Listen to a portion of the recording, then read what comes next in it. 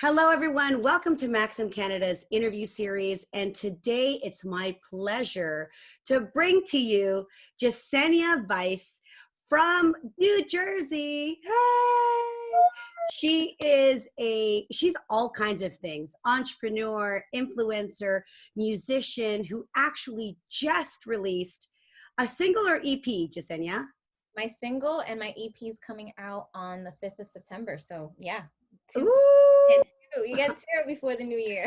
Wow. Wow, wow, wow. And I've heard it. It's so heartfelt. We're going to talk all about it.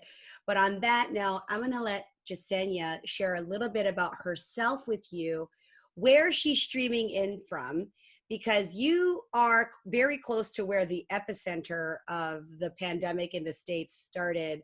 Yeah. Actually, March 15th, I remember it, or March 13th, I was flying home from New York to Toronto the day it was, Trump had called it a national pandemic or global emergency, and I had to come home to Toronto, and I have not been back since. So Jessenia, tell everybody where you're from and all about your new EP or single. Yeah, I'm based out here in the East Coast. There's a lot that has definitely affected momentum with work and as an artist, when all your gigs get canceled one after one, and you know, as a recording artist and you're making most of your money through music festivals and prides. So from March till October, you're traveling, making, you're working. Well, all that's been canceled. So for a lot of people, especially influencers too, a lot of that has slowed down. So, luckily with new projects come new opportunities, and, a lot of that is exclusive. Let's have this exclusive interview. Let's have exclusive. So it's been paying forward the creative process now. And then you have residuals, like, for those that don't know, I was on Saturday Night Live. I was Jennifer Lopez's body double. So that's a very nice check that I continuously get. So yeah, juggling things and trying to keep it together, which is interestingly enough how Carmelia and I met. We met because you were going to interview me and significant other as a couple surviving the pandemic, the lockdown.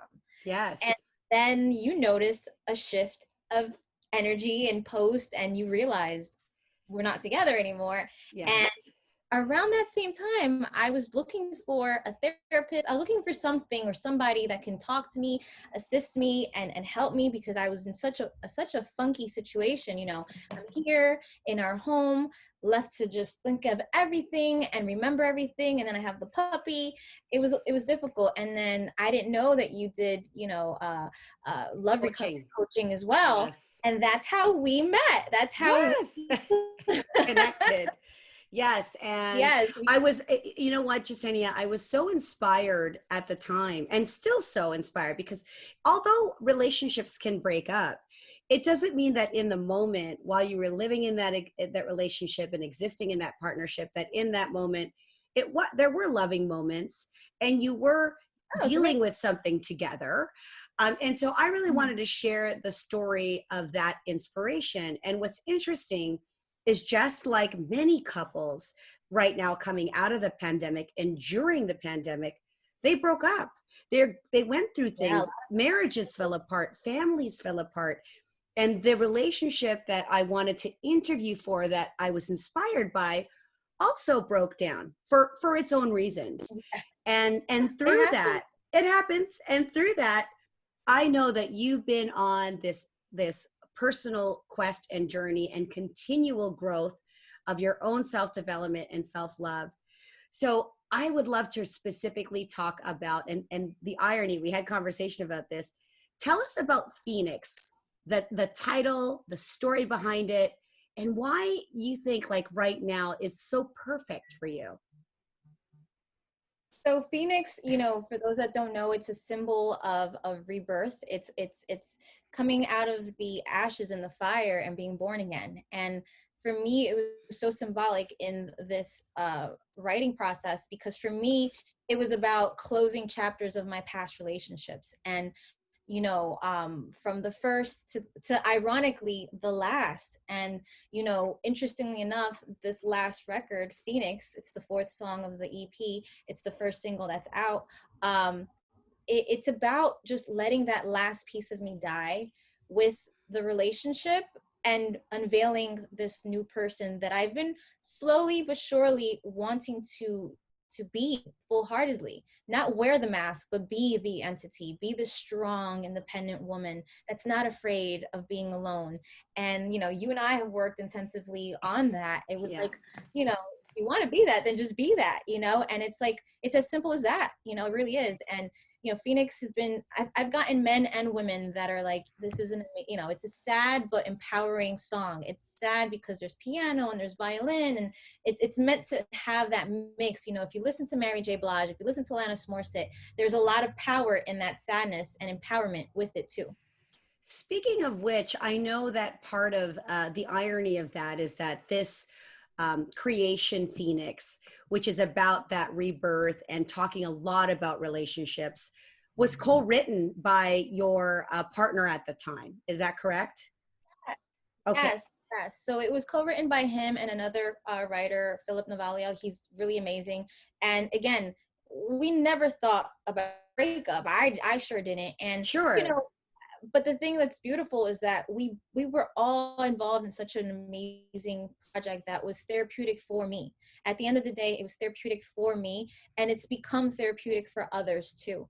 And that, as an artist and even as an influencer, you want to be able to help people navigate through their emotions. And we've all been through heartache, we've all been through pain, we've Sure. all been through struggle, and that was the message. And for me, I've been able to find closure and solace through this project. And now moving forward, there's nothing but healing and growing and room for change. Absolutely. Now, when did you start? When was your first musical inspiration? Were you dancing as a kid? When did you discover your voice? You have a very beautiful voice. So what was your first song that you wrote? Oh my gosh, thank you.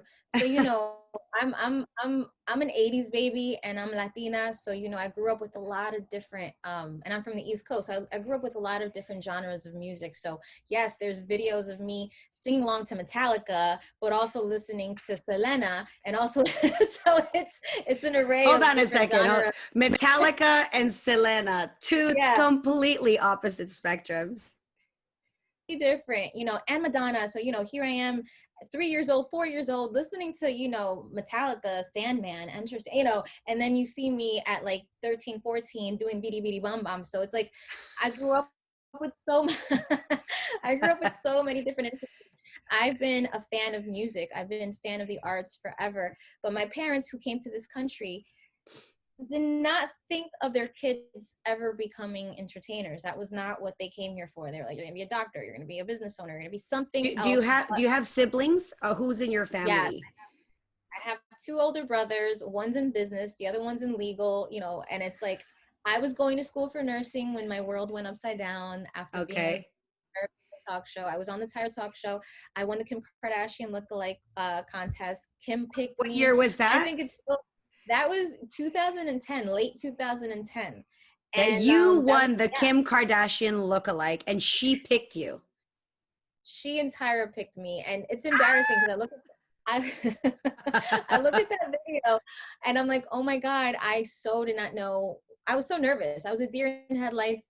When I won it, I was relieved, because you know how embarrassing it would have been to be. First of all, I don't think I look like Kim Kardashian, but I'm here. And if I'm Yeah, gonna yeah. be here, I hope not to lose. And the fact that I won, and she blogged about it, and it was written about, and people started calling, figuring out how to reach out to me, it opened up a Pandora's box to amazing opportunities. And it was really, really great. Like the first 3 years of my career, I was just booming. And then I fell in love, which leads me to the second song of the EP, actually titled Excuses. For those that don't know, I'm a survivor of domestic violence. And people always ask, why did you stay? Why did you stay? Why did you? There's a whole breakdown to that. I mean, I didn't fall in love with an abuser, Right. I I didn't say you hit women.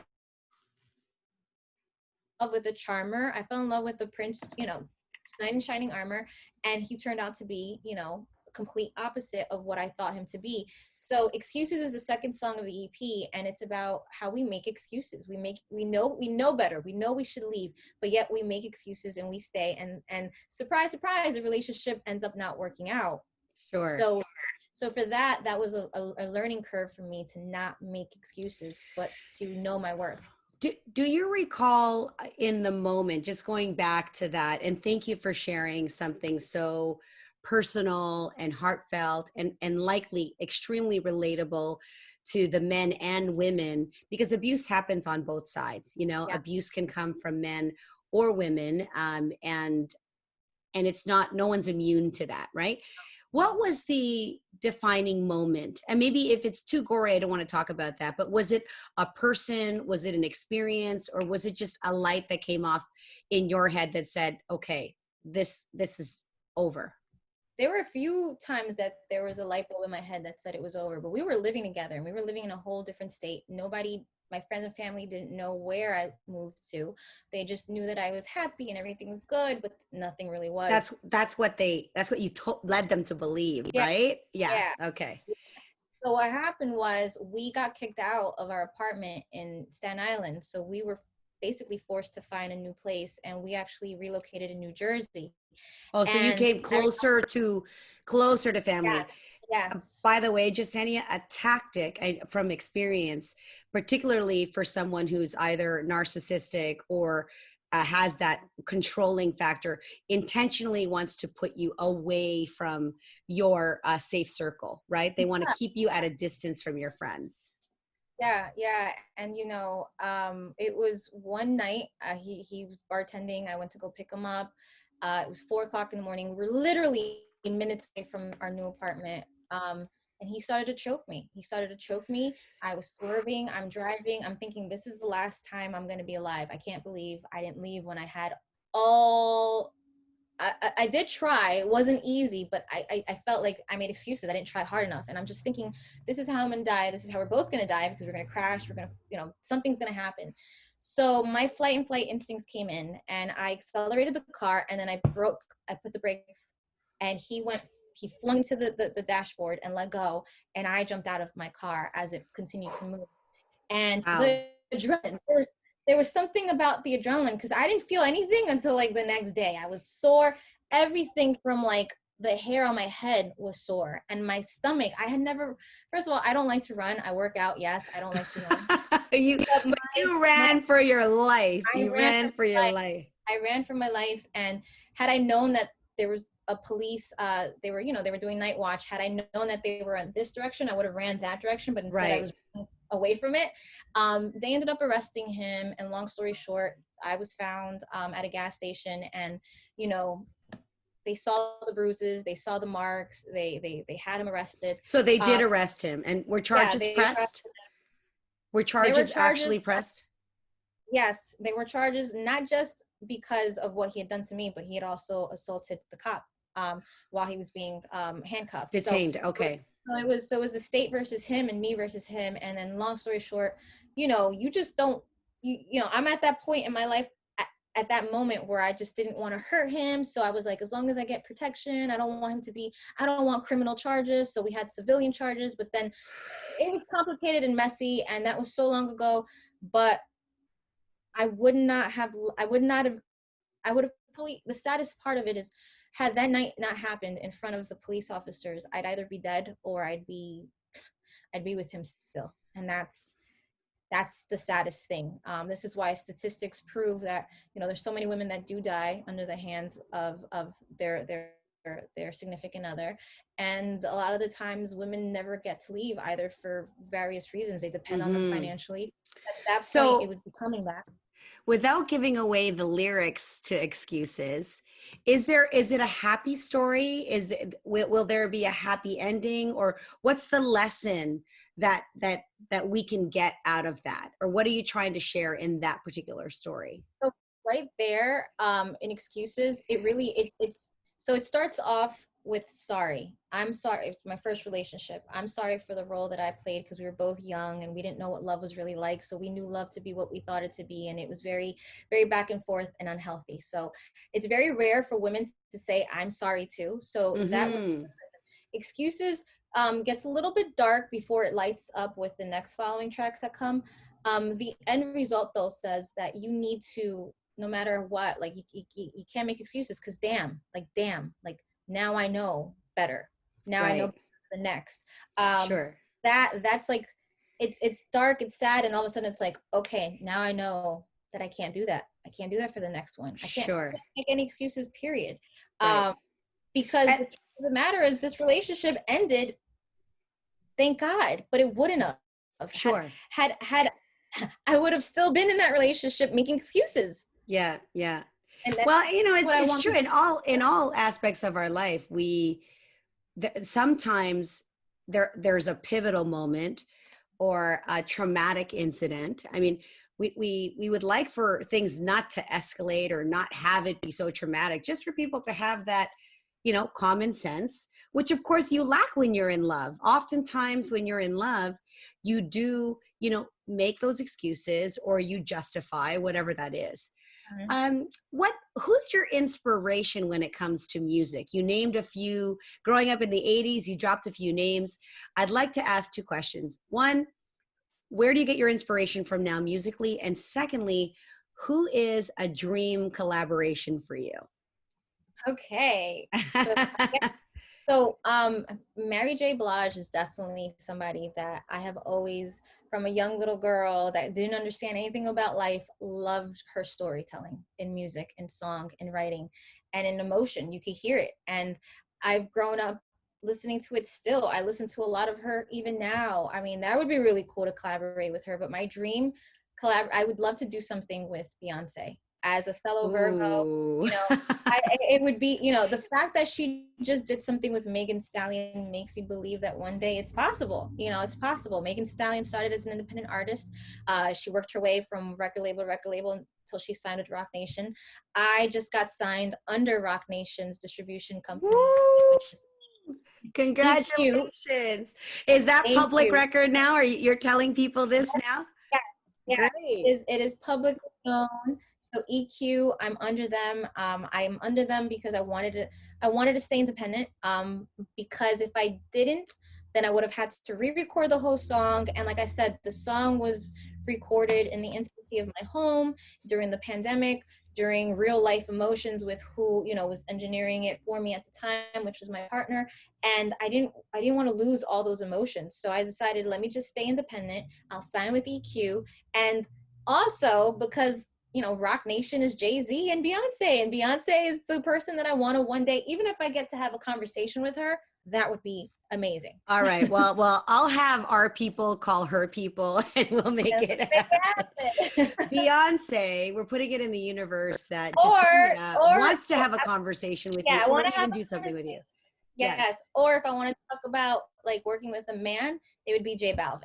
I would love to do something with my Colombian neighbor. I'm Ecuadorian. He's Colombian. He's an amazing artist. I've worked with him in his music videos. I've actually met him a few times. I've interviewed him. So like, it would be really amazing to be able to do something with J Balvin and be like, hey, I was in your video once. Now you need to be in my I song. feel like that's completely attainable, especially you're already in that circle. Yeah. So that is going to happen. I feel like that's going to And he's a happen, cutie. including He's cute. Beyonce too. Yes. So tell me now that what's next for you? Like what you've accomplished this is a major feat. What other projects are you up to? Oh goodness. So it's really crazy. This pandemic, I've been probably the most productive in terms of even like my personal with growing and healing and just, striving for change. But with it, the universe has also been gifting me with some amazing opportunities. EQ being one. We're finishing this film that I'm in called Super Block. It's a romantic comedy. We're finishing it in October. It comes out in 2021. So What role do you play there? so I play the leading girl, opposite to the leading male character. I'm his love interest. So it's really, really cool to be able to dive in that, because a lot of people don't know that before my abuser, I was starting to get these type of calls and opportunities to be in film, to be more than just Kim's lookalike winner. Sure. I was beginning to develop a name, a brand, and you know, everyone remembers me as Jessenia Vice because that's what I, and as an artist, I had to choose between being Jessenia or Jessenia Vice. And I thought that, some of the most greatest artists go by one name, Cher, Selena, Shakira, like, Madonna, yes, Madonna, Beyonce. Beyonce. So I was like, Jessenia, and there's no Jessenia. I don't see one, but um, so the movie's gonna come out in the new year, and we're working. I'm actually developing. I'm writing a film. I'm writing a film. I'm in the works of talking about getting it produced. So that's something really cool to be able to do behind the scenes as well. Sure. Because eventually, I want to be able to eventually have a family and be a mom. And not to say that I can't do both, but I do love to stay creative and challenge Mm-hmm. my craft. And I'm glad to announce that I am going to be on a talk show. It'll be it'll be streamed We're on getting all, she's spilling all the tea here with I'm Max in spelling Canada. She is I'm spilling the tea. I'm That is amazing. spelling So what is it? You're doing a talk show? Yeah, I'm doing a talk show with 3 other people. So it's 2 guys and 2 girls. The 2 gentlemen, one's African American, the other one's Indian, the female's Asian, and I am Latina. And it's a morning talk show. It's gonna be streamed on Pluto TV. So I'm really excited about that. Think Now about it as it sounds like that casting was very intentional. Is it it was very meant to represent every, like, not, it's not going to represent every ethnicity, but was it meant to have that diverse of a cast for the cultural aspect? yes. Okay. Yes, I think it was what they were striving to accomplish because every culturally it's different, but also we're all for first generation, so we're with Okay. it, we get it too. So Got it. it's gonna be really cool. We'll have guests. We'll talk about a lot of different topics and start filming in September. So that's something that I'm really also excited about. And whatever other opportunities come, if you're a director or writer and you're looking for I have no problem being an extra. Call me. That's great. So what other talents, like give us a talent or something that we don't already know about you? Oh my God. So, uh, let's see. I type really fast. I'm a really Oh, fast typer. okay. I squat like 320 pounds. I'm only, yeah, What? yeah. And I still can't. I put it to test the other day. I put like all the weights and I was like, all right, let me see if I can do it. Oh And my and this is not, gosh. yeah. Yeah. So, I'm pretty That's strong. impressive. But if anybody's seen your booty, they understand why. They understand why. The How booty's long did gotten it a take? little smaller. The Yeah, booty's well, gotten a little how long smaller. did it take to build that booty? To squat 300 something? That's crazy. I've been doing heavy lifting since I was 23, and I'm one of those women that are scared to tell their age. I'm gonna be 36, so it's been a long time me training That's hard. amazing. I've lost a lot of weight, so the booty's gotten smaller, but the strength is still there. The strength is there. I mean, you just tested it. hmm Do you have a favorite food? Oh my God, what's your go-to cheat meal?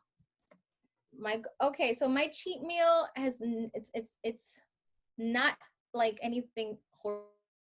I do cheat by eating red steak. Like I love red meat, and that'll be Okay. my cheat meal with like mashed potatoes and gravy and stuff like that, like the heavy duty. But I usually eat it like once every couple of months because I don't digest as Wow. well as I'm pretty good. Honestly, my cheat meals, like every day I feel like I'm cheating, but it's a healthy cheat. Like there's a yogurt that has like these little graham crackers that you could just, it's a flip cup, and you think Okay. you're having like cookies and cream, but really it's not. But it tastes just like cookies and cream, but it's Right. yogurt. It's Greek yogurt. So I'll eat that once a day, and I'll feel. Got it. I'll have these protein bars that like red velvet. They're flavored red velvet. They taste like red velvet, but it's a protein bar. So and it's Who only makes got it? Power Crunch. It's only got like 2 grams of sugar. So like two Wow. grams, yeah, 2 grams of sugar. I think it's like 3 grams of carbs, and like it's got 14 grams of protein. So when I cheat nowadays, it feels like cheating, but it's not. It's just Right. pleasurable. It's like I mess with my mind. So I saw you and Nadine eating pizza though. Is that not Oh considered yeah, a like a that pizza day or like a greasy burger and fries. Like, do you I do that like once in a year? Like, when do I you would, do that? oh yeah, yeah, I'll do that like once or twice a year. Not because I'm like limiting myself to. It's just a lot of the times my go-to. I love fruits, and especially in the summertime, if it's if it's like a salad with blueberries and strawberries, like I'm gonna do that. Like a fresh salad with Mm. protein on it. Um, yes, she came over to the house, and of course she wanted pizza, and I love cheese. I eat cheese, so yes, we pigged out on it. We watched the Zac Efron Netflix. My God, he's hot. But All right, Zach, are you listening? I you was know, going to ask you, who is your top? Give me the top 3 celebrity crushes. Like, who you just have a present day celebrity crush. okay. Oh, this is bad. So it's bad because I said I wanted to work with him. J Balvin. Okay. Um, which is interesting because you know me, like my type is normally like the white boys and stuff like that. And I'm Latina, and I know how our Latino men can be a little machismo, a little bit. Ooh, okay. So I'm kind of like, that's why I'm like, no, no, no. But J Balvin, he's got this whole spirituality thing going on, and that makes him sexy as hell. Tom Brady, not Tom Brady, Tom Hardy. I always get the name messed up. Tom Hardy, Okay. the actor, he's juicy, but I think he's got like an alcohol problem. So I don't know about that. Well, And then we're not counting all the other things. Just looks, just looks. and Jared Leto. The lead singer of 30 Seconds to Mars. He's a hottie. But you know what? Let's squeeze in a fourth because Zac Efron is definitely there too. And I'm only leaving the best for last because he actually has liked a couple of my comments that I've left on Cardi B. And I didn't Okay. know that. I didn't know that. A few people that watch closely like will screenshot and send it to me like, did you know Zac Efron liked your comment on Cardi's post? I'm like, no, but now I know. Okay. Hi. Well, Notice me. he saw. I Yeah. think that's like a green light to slide into his DM. I think it's a green light to slide into his DM. Zach, Oh boy. Oh she's boy. sliding in there. Okay. What is the best advice you've been given in your career? And what's great advice that you've been given in your love life? So let's do the career advice first. Okay, the career advice. Oh god, it's just so weird because it's gonna sound like I'm obsessed with him. So I got to meet J Balvin at SiriusXM, and I asked him a question. I'm a recording artist. I'm independent. What advice can you give to me? And he literally looked me in the face and said, "Just create content, put music. If you do music, put music out. If you're an actress, put content out. Just content, content, content." Because before I was J Balvin, I was Jose, and that registered to me in so many ways because before the world knew him as J Balvin, he had been putting years upon years into music as Jose. His that was his name, his artist name, and he finally found his niche. He finally found his pocket. He finally found his wave and his momentum. And had he not put out content, because some of the things about creators, and I'll to be very honest with you, we're our worst critic, and we don't put things out. We don't put things out because it's not perfect enough. It needs more work. Maybe scrap that. The constant perfectionist syndrome, right? Yeah, you can. And you know what I call that sometimes? It's analysis paralysis. It is. And it stops you from actually being creative because you're afraid of what other people are going to think. What they're gonna think, or it's not perfect enough, or you know what, I'm not in love with it anymore. I want to do something. I want to do another song. Some artists that I know that are so gifted have not one song in a catalog. Okay. They have 200 songs in their laptop that are completely done, but not one's out. So are you nuts? So J Balvin gave me that advice, and after that, I ran with it. And if you listen to my first song, which is Power Numbers, and you listen to Phoenix, my latest, they're completely different in terms of production, vocals, the growth, lyrically, the growth.